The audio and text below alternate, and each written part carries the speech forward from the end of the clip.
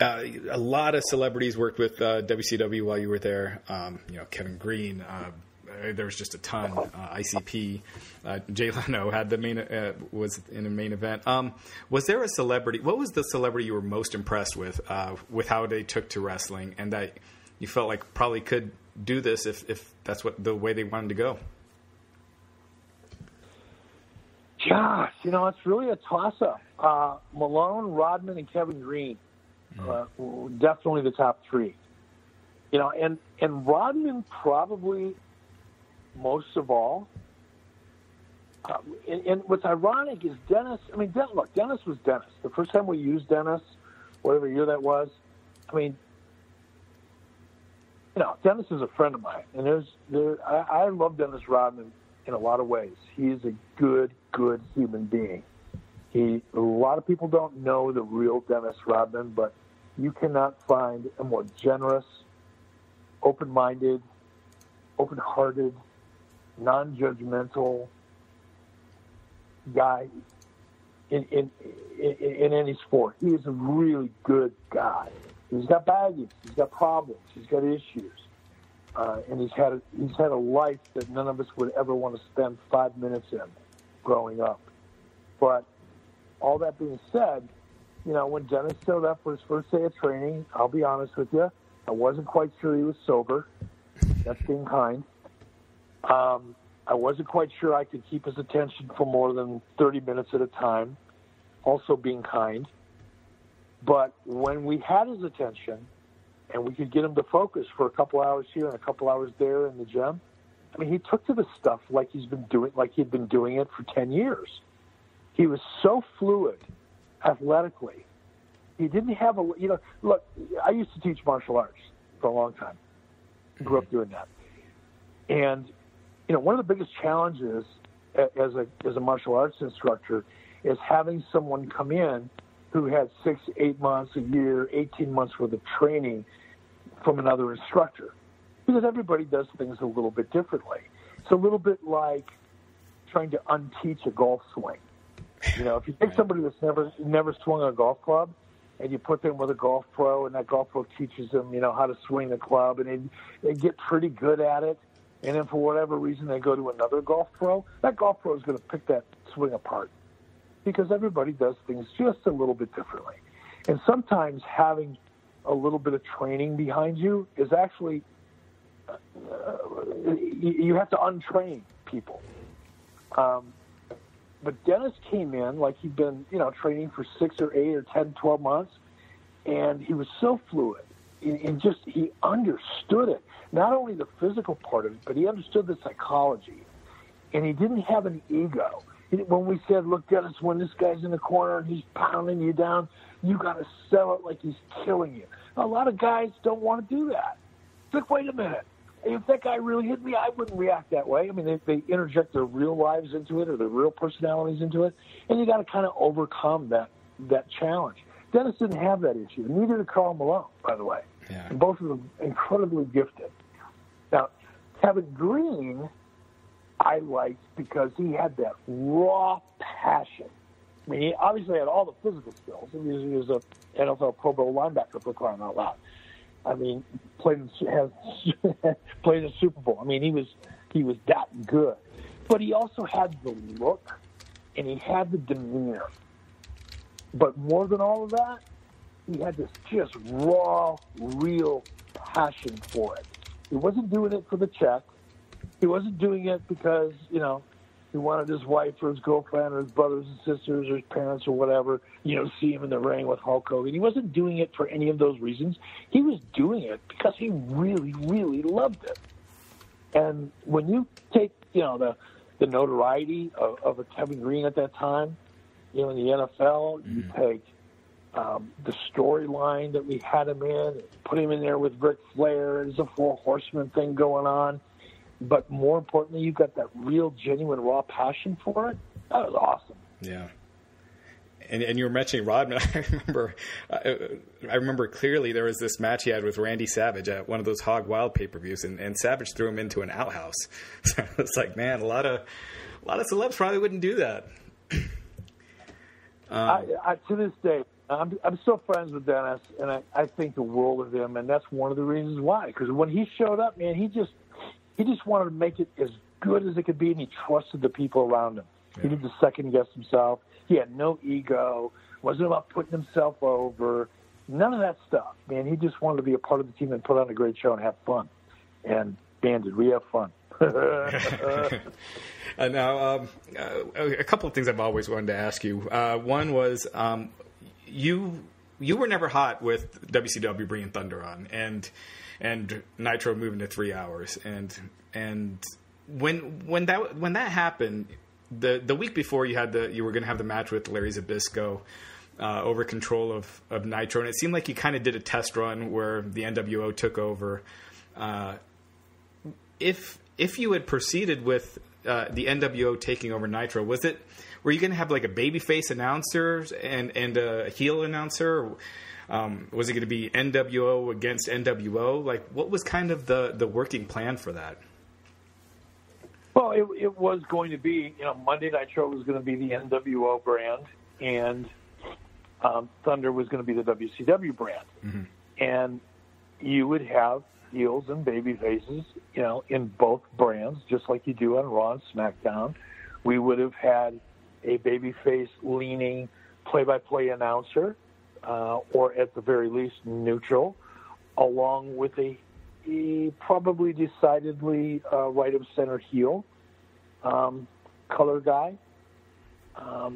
much like you would anyway, mm-hmm. whether it was WCW, NWO, or anything else, because you need contrast. You need contrasted stories, you need contrasted characters, you need contrasted play-by-play and color. So we would have had all of the antagonist, protagonist kind of, chemistry and formulas, on both of those brands that you would probably see anyway. But that was the plan originally when we got saddled, and I say saddled, and that's putting it lightly. When we got saddled with doing Thunder, I knew that there was no way we could just repeat what we did on Monday nights and extend it. We had to come up with something decidedly different in order to survive and to make it work. Mm-hmm. Were you disappointed that you weren't able to do the separate NWO and WCW shows? Well, of course. Of course. Mm-hmm. There was kind of a confluence of bad shit that all kind of went down at the same time. Mm-hmm. There was, hey, Eric, by the way, we want you to do 3 hours in, Nitro. And, oh, by the way, we want you to do another 2 hours, live on TBS every Thursday night, which one of the reasons why, it's important, context is king when you're having these kind of discussions. I wasn't excited about doing Thunder, and I wasn't excited about expanding Nitro to 3 hours. And for the same reasons, expanding Nitro means, that I had to expose more talent. I had to run the risk of diluting the power of the brand. Nitro prior to that in 97 and 98, before people started screwing with it, the format and the approach was exceedingly successful. It was high energy. It was fast paced. We were able to maintain the illusion or the perception that anything can happen at any given moment. All of those things and more are the reasons why Nitro was successful. When executives started telling me how to produce that format, first of all, by expanding it to 3 hours, without any real understanding of the adverse impact that was going to have on the audience, mm-hmm. or our talent roster, or a lot of other things, that was, I was against that, but I didn't really get the vote at that time. And I just had to do what I was told to do. When Thunder came along, that challenge, that problem became, exacerbated tenfold. Now I had to produce an entirely different show. And we were already operating at 110% with Nitro. Right. I mean, from a talent point of view, even though we had a good talent roster, everybody talks about how deep it was. It certainly isn't nearly as deep as the WWE's is now. given the same the same amount of content to produce. By the way, I had 3 hours. They have 2. I had 3 on Monday. They have 2 on Tuesday. I had 3 on Monday and 2 on Thursday. Yeah. So yeah, I had a really deep talent roster, but when I had before Thunder, my roster wasn't deep enough to do an additional 2-hour show. Not without just basically repeating in one way, shape, or form something that we've already seen on Monday, and that would have been the kiss of death. Mm-hmm. So to be forced to expand the roster, which is one of the reasons I brought in Bret Hart, quite frankly, and to expand the workload on our production staff and our infrastructure was an amazing challenge. And while we did what we were told and were positioned to do just that, the AOL Time Warner merger came along, and I had my budget cut right out from underneath me. Even though the budget had been previously approved to accomplish all of the things that I had been asked to do by Ted Turner, no less, after being told to do those things, after having a budget in place that was required to accomplish those things, and having that budget approved by the finance committee, I then had that budget cut almost in half after we had already started to build that second hour, after we built that second hour. That's when the wheels really started falling off WCW. And a lot of it had to do with that Thursday night show. It was the kiss of death. Yeah. You mentioned, I think you've mentioned before, I think it was with JBL, that you kind of got burnt out during that period, right? And that's kind of why you kind of took a step back, and that was when Russo came in. Do you think? Do you see anything that could have happened differently during that time that could have prevented that? Because I know a lot of people think that was a mistake with them bringing Russo in. Well, again, context is king, and you have to understand all of the moving pieces that were taking place at the time. Mm-hmm. I wasn't getting burned out from the workload of producing and writing or being a character or traveling or any of the things that would be obvious to someone, reading this or hearing about it. What I got burnt out from was the politics that were taking place within Turner as a result of the AOL Time Warner merger. The politics is what burned me out. Having people that knew nothing about the business I was in, yet telling me how to operate that business, was burning me out. And quite honestly, in the summer, starting in '98, really, starting in August of '98 is when it all first started happening, and it happened slowly. It didn't all happen at once. It started out kind of slowly and almost innocuously, and then throughout, the latter part of '98, certainly going into '99, and by the middle of '99, by June or July, I was at wit's end.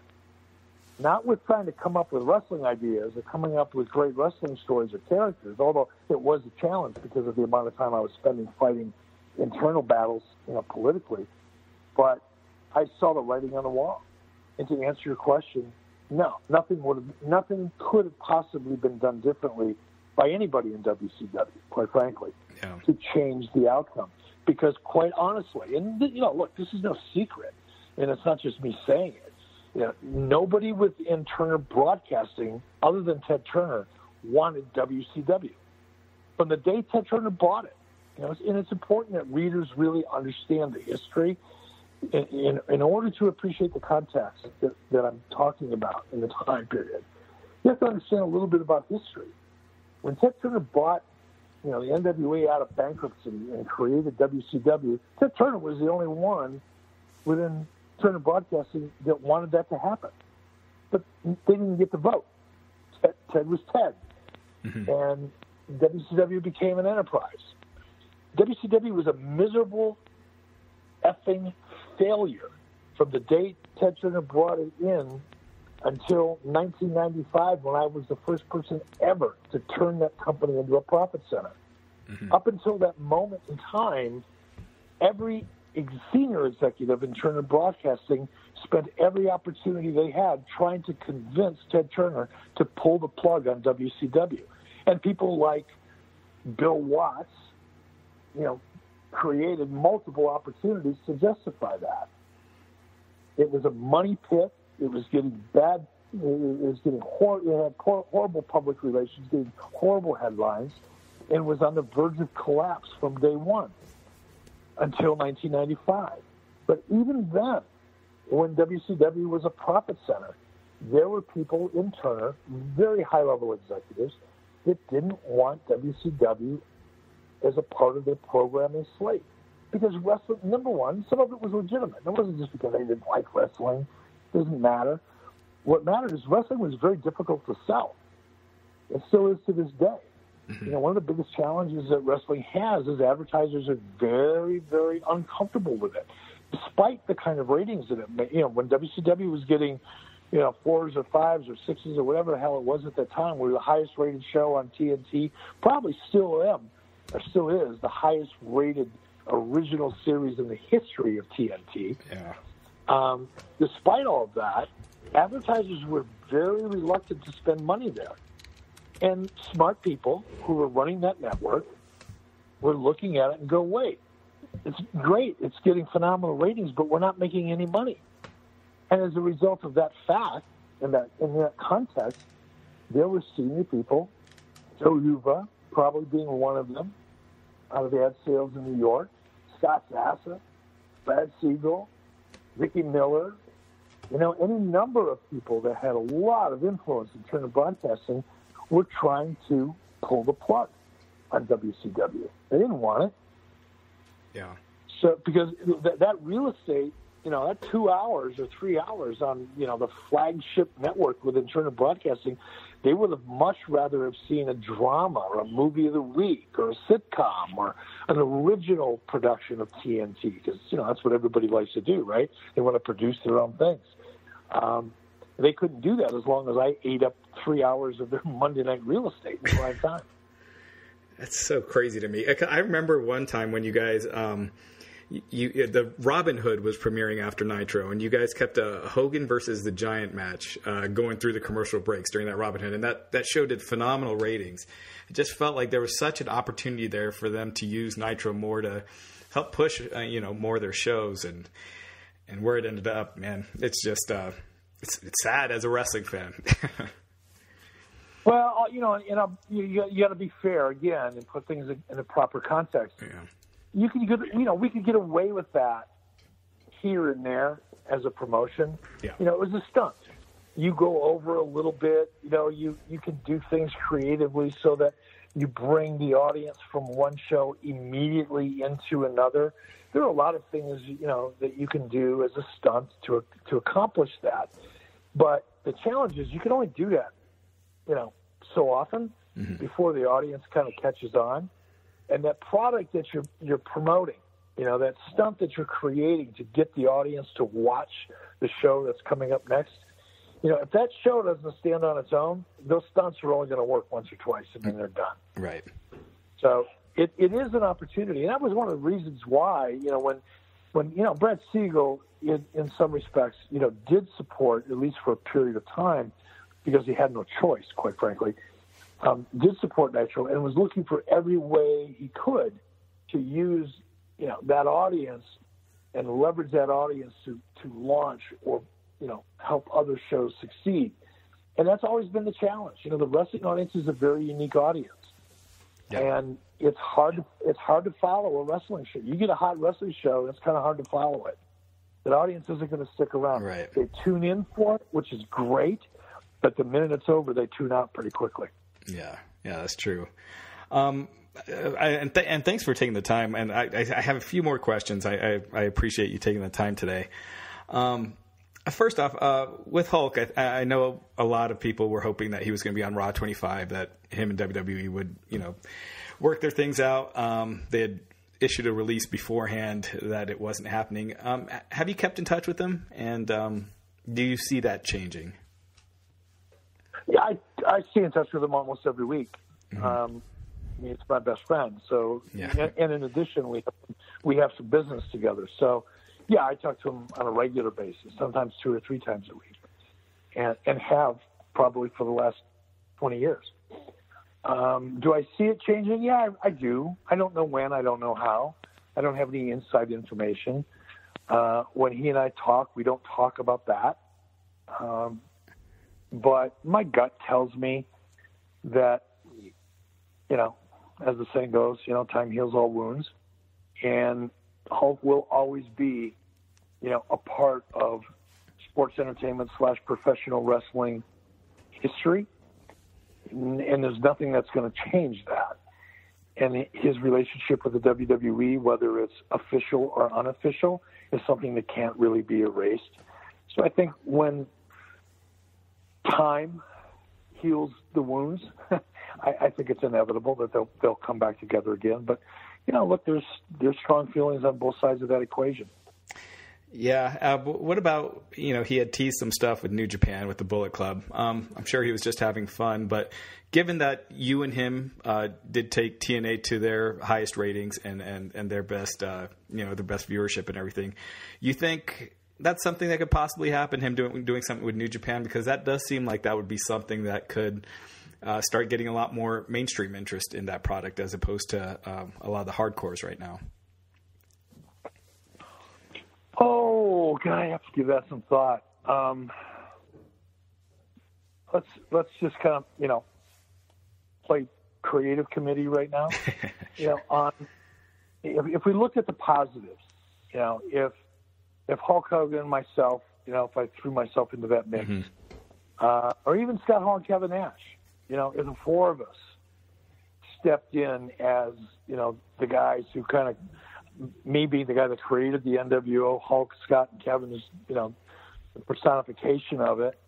If we all came in and kind of as the grandfathers, if you will, came in and helped support it and endorse it and draw that immediate parallel between the Bullet Club and the NWO, which, by the way, that's how it got started.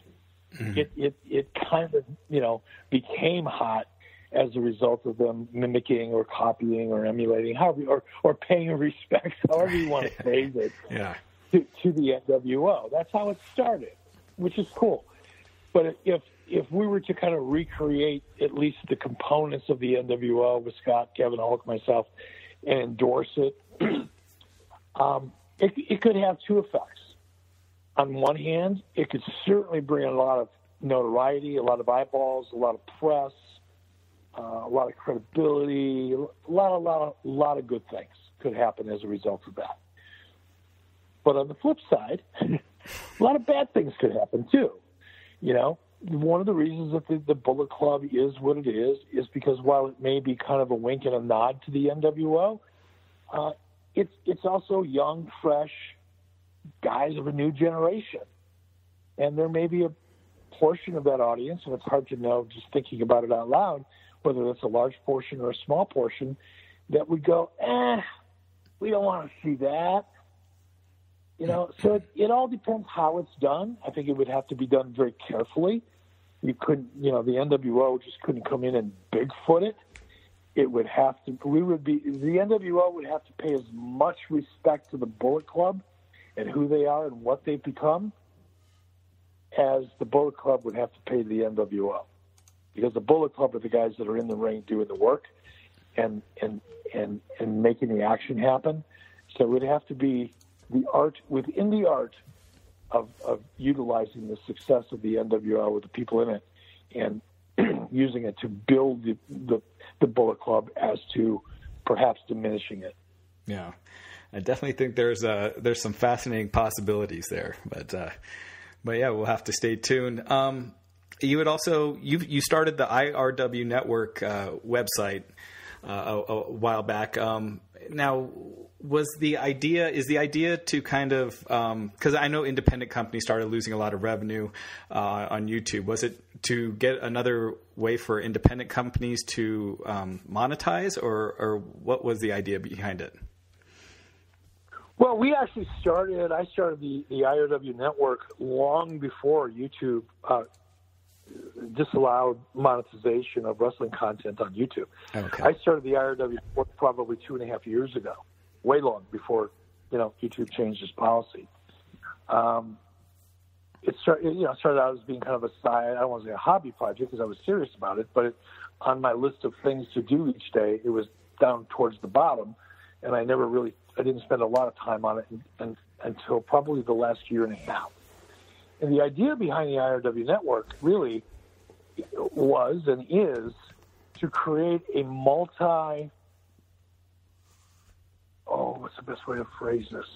A multi-format platform for content creators and fans to see the best of the best of independent wrestling content in one location. Think of it like this. If the IRW is the Mall of America, each individual independent wrestling promotion, whether it's Wrestle Circus or House of Hardcore or any of the really successful ones, would have their own store within the IR network. And fans could come to the IRW network, they could park for free, they could go in, they could look around, and they could pick and choose which content they wanted to buy. Whether that be streaming video, whether it's a podcast, whether it's editorials, whatever that content is that they wanted, they could pick it and choose it a la carte. But rather than searching YouTube and Twitch and all of the other, platforms that are out there, we would have all of the best content under one roof, so to speak, and that is the IRW network. Great. And so you said there might be something coming up soon with that? Yeah, we've had to retool. One of the challenging things about launching something like this is the technology that's out there evolves very, very quickly. And what was the current, kind of digital solution, back in June is outdated by October. And in order to be competitive and to do it right and to do it economically, you've got to use, the cutting edge, opportunities when it comes to digital technology. So we've kind of gone back a little bit. We're about 75% done, maybe 80% complete now. And because we had to go back and ask ourselves, look, is this the best product? Is this the best site we can put out there given the availability of the technology that's available today? And the answer was no. So we went back and we said, okay, let's change this, let's change this, let's change this. So we're in the middle of changing those things that we feel we can do much better. And I also wanted to ask you, we were talking about Ted Turner and everything. Is he someone you've kept in touch with at all after WCW folded or was sold? I did for a while after WCW folded, a couple of years. And when I say, I did, I mean, it wasn't like, we chatted on the phone twice a week or anything like that. But I was able to stay in touch with him a little bit. And he actually did me a really huge favor a couple of years after all that went down. I was putting together a deal for Fox Television with Jeff Gordon. And I went in to pitch the idea to Jeff Gordon initially when it first started. And I sat down with Jeff's dad, his stepfather. I sat down with Jeff's dad, who was handling all of Jeff Gordon's business back then. And I'm laying this all out there, and I'm giving him all the ideas I had and, walking him through the PowerPoint.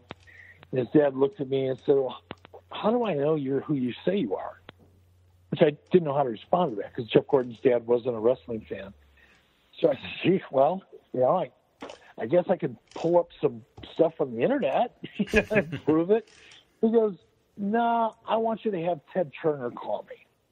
I thought, well, okay, that's kind of a big ask. I mean, I know you're Jeff Gordon's dad and all, but Ted Turner is kind of Ted Turner, and I don't have that great of a relationship with Ted. So I got my car, and I thought about it, and I thought, well, what the hell? It doesn't hurt to ask. So I reached out to Ted and let him know what my situation was, and while Ted didn't get on the phone, he did send a very, very nice email over to Jeff Gordon's dad, which helped me close that deal. So that was probably one of the last times, other than thanking Ted for that I've been in touch with him.